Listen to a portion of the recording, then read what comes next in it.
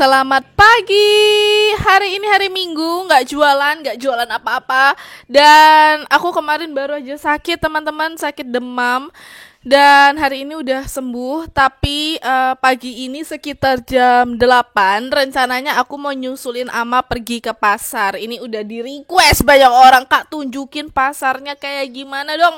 Jadi aku hari ini mau nunjukin pasar buat kalian. By the way, mata aku yang sebelah kanan ini emang lagi lumayan bengkak ya, jadi maafkan kalau misalnya kayak beda gitu mata aku. Tapi aku mau ke pasar sama Jamal karena Ama sudah berangkat duluan tadi. Kita hanya punya satu motor dan aku nggak bisa pakai motor. Jadi mau nggak mau Ama berangkat duluan pakai ojek, terus aku berangkat sama Jamal.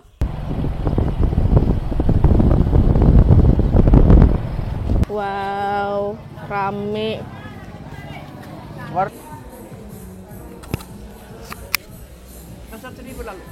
Berapa tomatnya harganya? 20.000 per kilo harga tomat di sini. Hah, 30 Lombok? Mai, saya bawa ini barang belanjaannya Ama yang ditinggal sudah banyak. Ini kita baru tinggal 20 menit. Ini udah banyak barang. Ada ikan lagi, sayur. Posisi pasarnya kayak gini ya, dia kayak open floor gitu loh teman-teman. Jadi bukan kayak pasar yang di bawah lantai.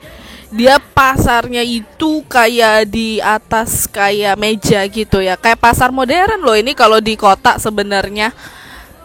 Kanan kiri juga makanan atau jualannya mirip-mirip sebenarnya. Ada kangkung lah, ada labu lah, mirip-mirip lah. Apa ini, Ama? Hah? Rebung, bambu muda. 24. Tidak 5.000 ini. 15, 4.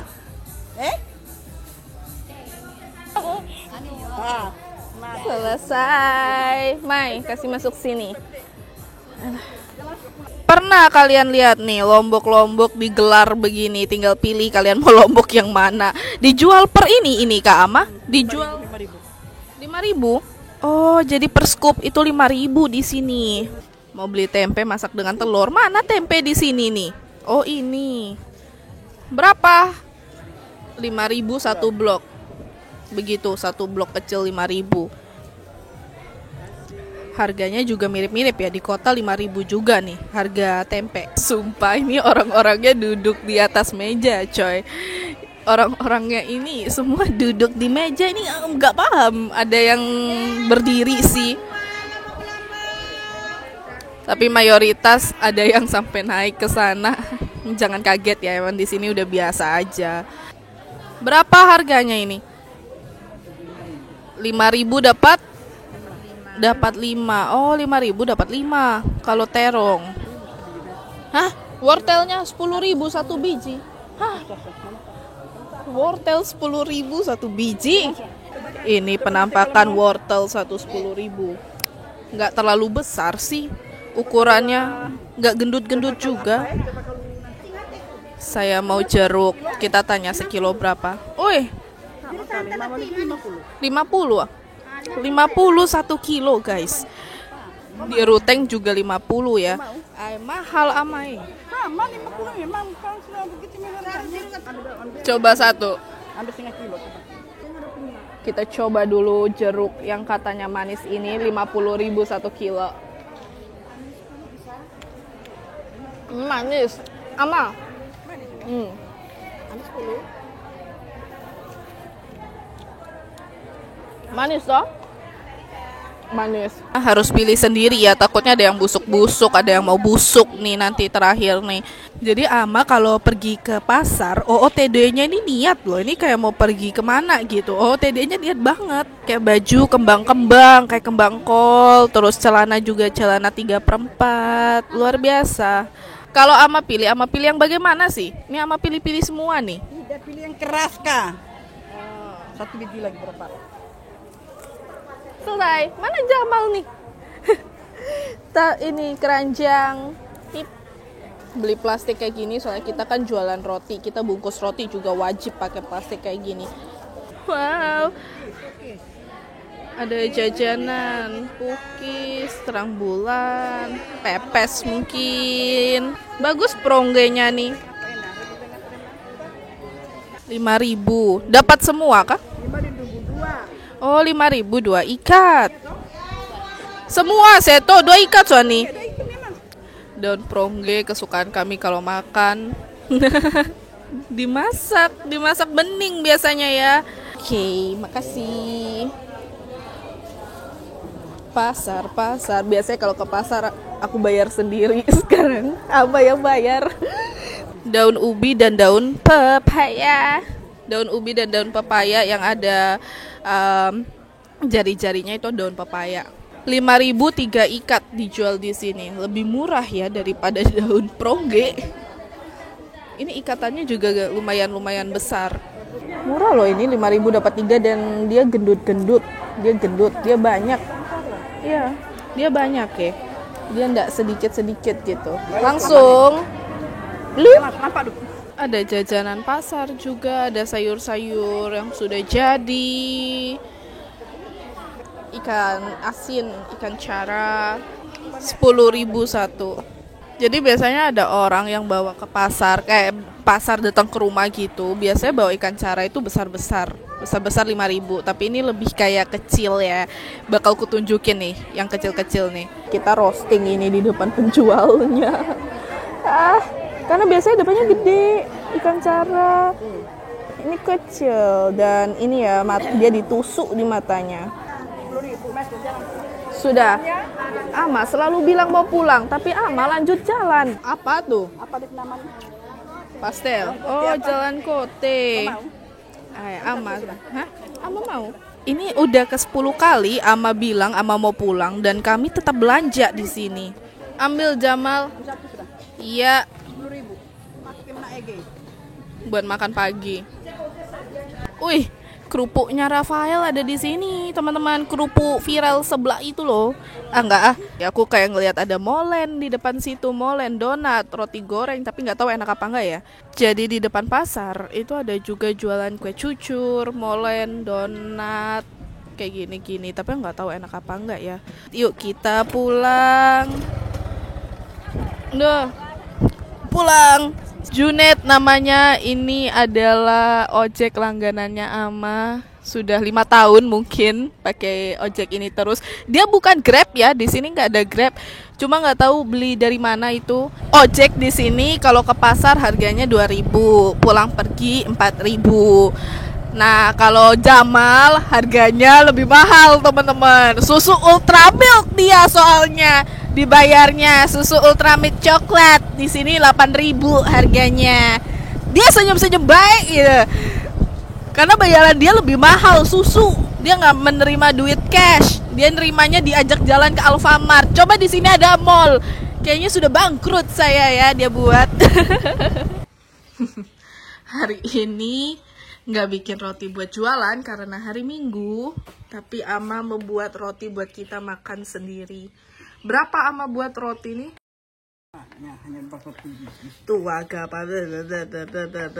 paling 20 kali ada. Hari ini hari Minggu nggak berjualan, jadinya hanya bikin roti untuk dimakan sendiri. Dan side note, ternyata selai coklat yang dipakai bukan selai coklat yang biasanya kita buat. Karena Ama lagi coba-coba resep pakai selai coklat yang lebih premium. Makanya kalau kalian lihat di sini selai coklatnya lebih cair. Saya pikir Ama tidak pakai mixer, makanya adonannya agak-agak kayak menggumpal begitu. Mixer, hanya dari pengaruh susu terlalu banyak. Susu terlalu banyak. Susu bubuk kah? Saya pikirkan susu banyak kan lebih enak tuh. Hai. Ternyata jelek.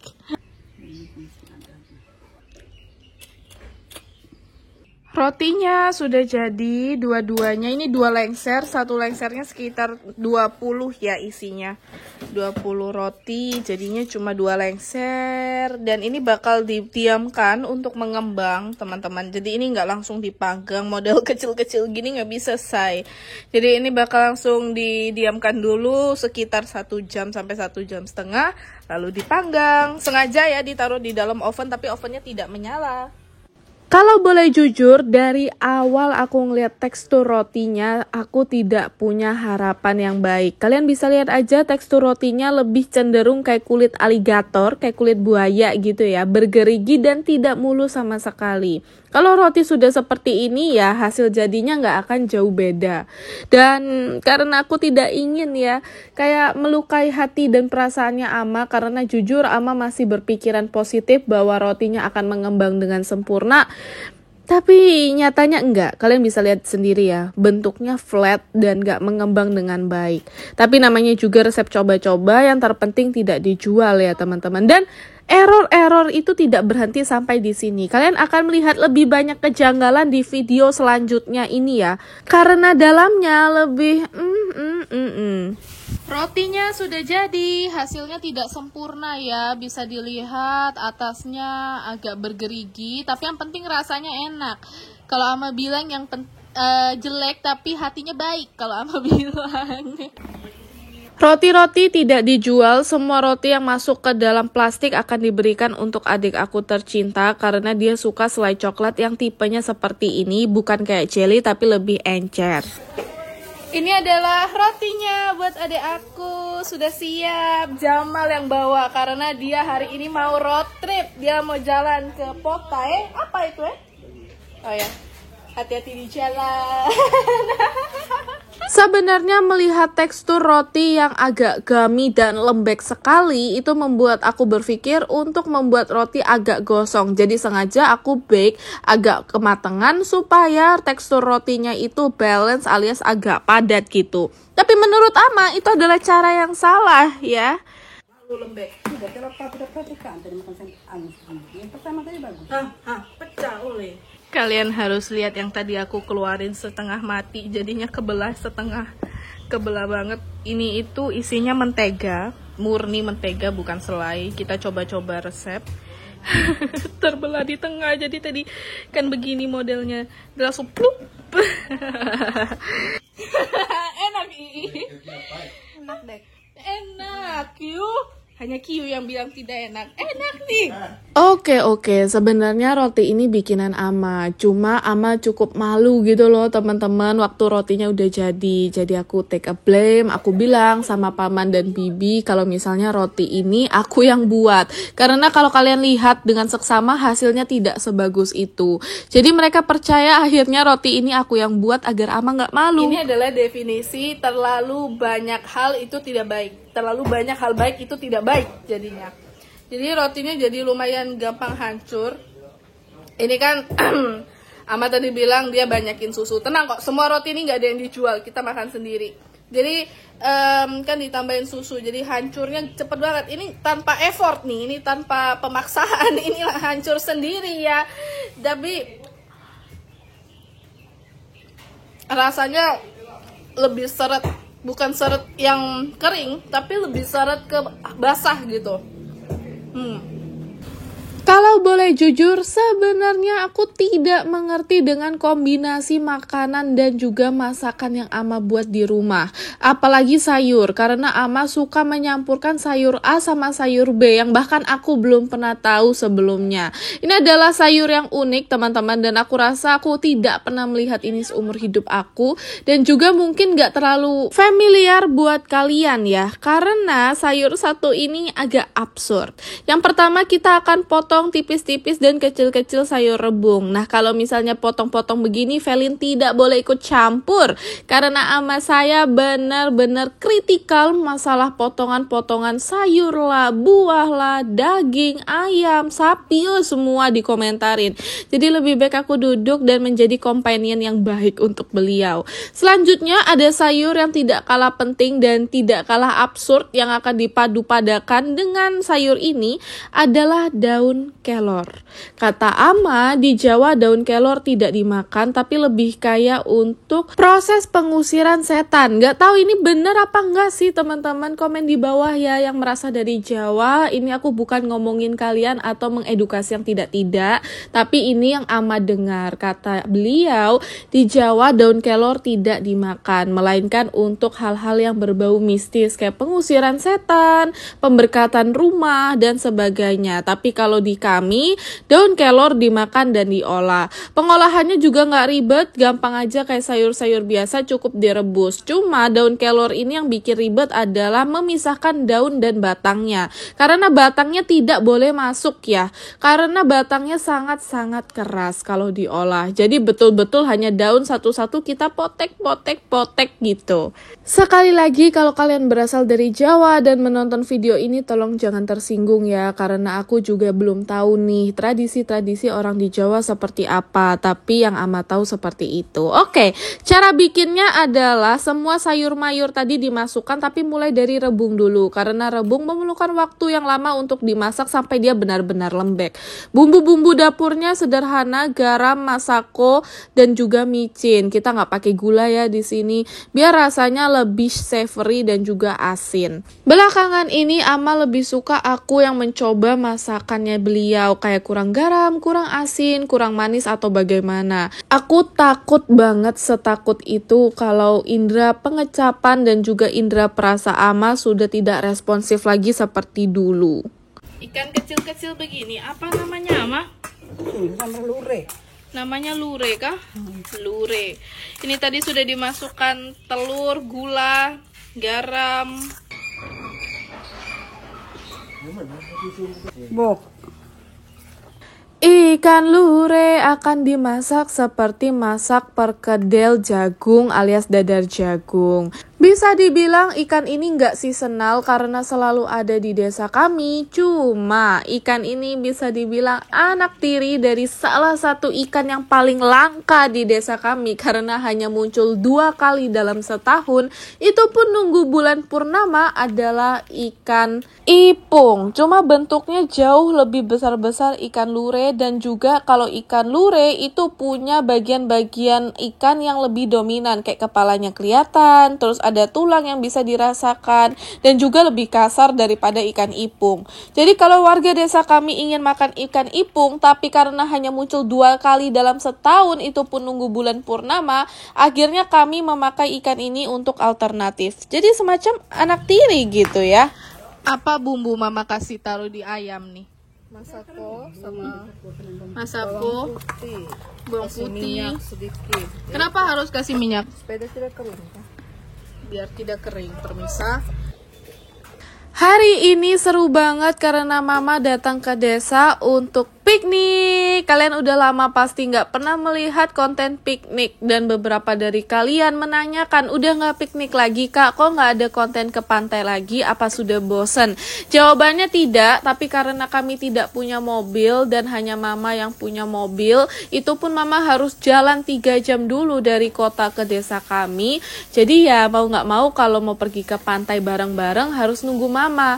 Sebenarnya bisa sih naik motor, cuma kalau motor kan tidak bisa bersama-sama gitu ya. Dan jujur ama saya itu anak rumahan teman-teman, dia paling tidak suka pergi ke pantai. Alasannya karena beliau tinggal di desa ini sudah hampir 70 tahun mungkin ya. Jadi beliau juga udah bosan melihat pantai yang itu-itu saja yang beliau sudah lihat dari beliau kecil. Jadi hari ini untuk bakal pergi ke pantai, kami membawa ayam bakar yang dilapisi dengan sedikit minyak agar tidak kering, dan juga kita pakai sambal desa. Aku selalu ngomong ini adalah sambal desa karena jujur kalian lihat aja penampakannya ala kadarnya ya, tidak yang sebaik yang biasanya kalian lihat di kota. Karena sambal desa ini lebih kayak sambal mentah, semuanya mentah, nggak ada yang dimasak dan dicampur dengan ayam. Sudah jadi makanan hari ini, ada ikan lure yang digoreng tepung. Ini enak sekali, rasanya seperti ipung, cuma dia agak gede-gede ya potongan ikannya.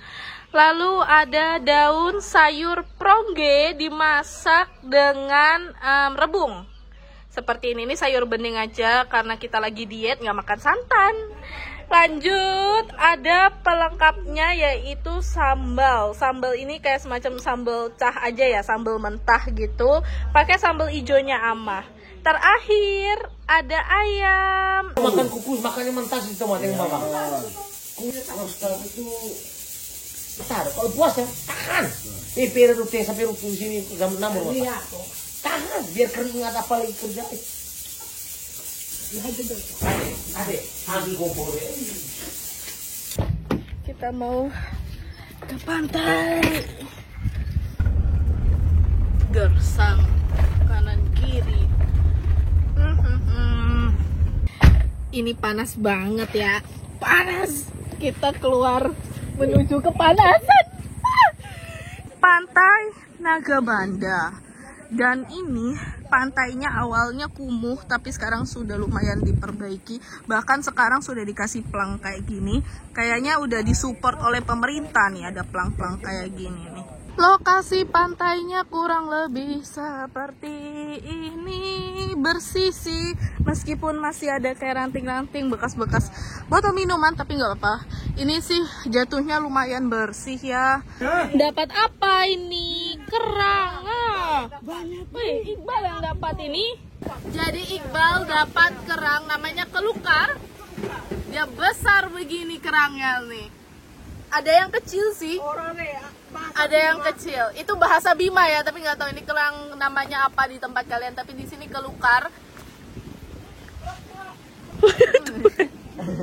Ya, ini sudah disiapkan tungkunya nih. Aduh.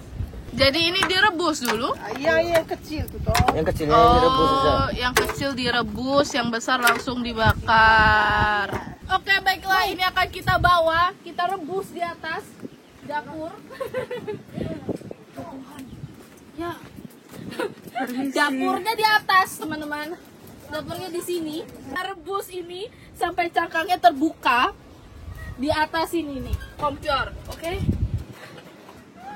Ya, selesai.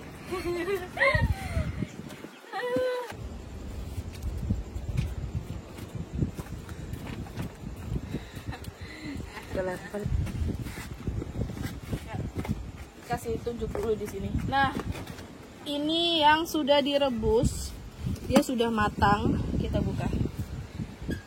Luar biasa ya, sudah terbuka semua, tandanya sudah matang. Ya, ini kita langsung bawa aja biar bisa langsung dimakan. Iya. Ya, selesai. Kayaknya dia lebih padat nih kalau yang rebus nih. Kita campur. Tunggu ya. Oke. Bumbu kecap tapi kayaknya rasa ada Indomie-Indominya dikit. Ada bumbu Indomie nih, Kak. Bawang goreng yang bikin. Bawang goreng. Kita cuci dulu ini di dalam air. Ya. Lanjut kita bakar di sini.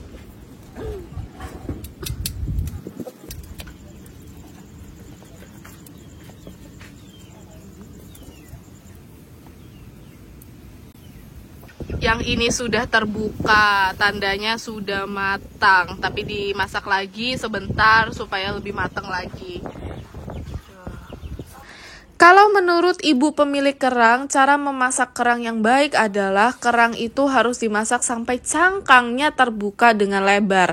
Tapi ada beberapa kasus di mana cangkang kerang tidak terbuka sama sekali dan itu wajar. Kalian bisa lihat teman-temannya aja. Kalau misalnya cangkang kerang teman-teman yang lain sudah terbuka, ya berarti yang belum terbuka itu ada kemungkinan besar dia ikut matang. Dan kalau kerangnya besar-besar seperti ini, paling enak dimakan polos sebenarnya, tanpa bumbu sama sekali. Kenapa begitu? Karena rasa kerang benar-benar natural manis. Cuma teman-temannya Velin, jangan terlalu banyak makan kerang karena menyebabkan kolesterol. Jadinya sedikit, padahal tadi banyak banget kan. Tapi kita coba dulu ya kerangnya. Kita akan coba, kita tes dulu kerangnya. Ini yang bakar ya, kerang bakar. Aku nggak mau berani coba yang gede, aku coba yang kecil-kecil aja. Semoga enak. Kolesterol enak, masih kenyal kerangnya, nggak keras. Coba mama coba. Apa pasir begini kan? Tidak arang. Oke, baiklah teman-teman, ini saatnya saya pulang setelah makan karena sudah sore ya. Terima kasih yang udah nonton. Kalau kalian suka sama video ini, jangan lupa buat like dan juga subscribe ke channel aku. Ini tuh aku sekarang lagi berlindung di bawah matahari ya, makanya aku kayak orang yang anti-anti vertigo gitu ya, bukan nih. Ini memang panas banget. Ya udah, terima kasih. Jangan lupa besok mampir lagi. Aku upload setiap 3 kali seminggu buat video panjang dan buat video pendek. Aku upload Senin sampai kiamat. Oke, terima kasih yang udah nonton. Bye bye. Besok mampir lagi ya. Karena anggap aja rumah sendiri. Bye bye.